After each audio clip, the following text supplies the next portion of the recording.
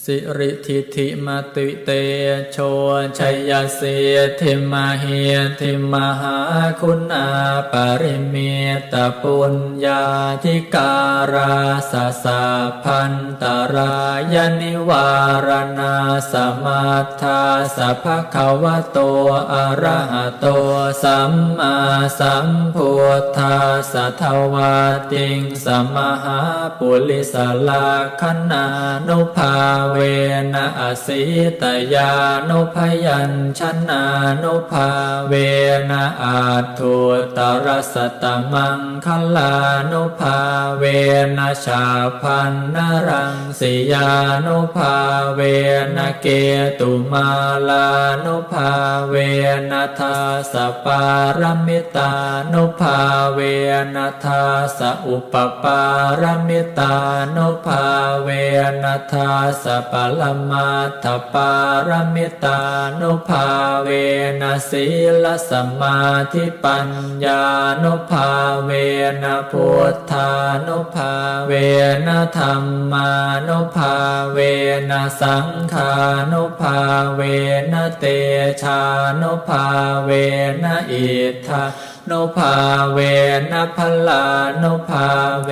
นะเยยธรรมานุภาเวนะจตุราสีติสหัสธรรมขันธานุภาเวนะนวโลกุตรธรรมานุภาเวนะอาทังคิกามัคคานุภาเวนะอาทัสสมาปาติยานุภาเวนะฉลพิญญานุภาเวนะจตุสัจจญาณานุภาเวนะทัสสะภัลยานานุภาเวนะสัพพัญญุตญาณานุภาเวนะเมตตากรุณามุทิตาอุเบกขานุภาเวนะสัพพปริตานุภาเวนะรัตนาตยสรณานุภาเวนะตุยหังสาภโรคโส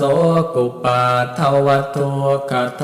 มนาสุปายาสามินาสันตุสาภอันตรายาปิวินาสันตุสาภสังกัปปาตุยหังสามิชันตุทีขายุตาตุยหังโหตุสตวาสชีเวนะสมังคิโกโหตุสาพทาอากาสปาพัตตวนาภูมิคังคัง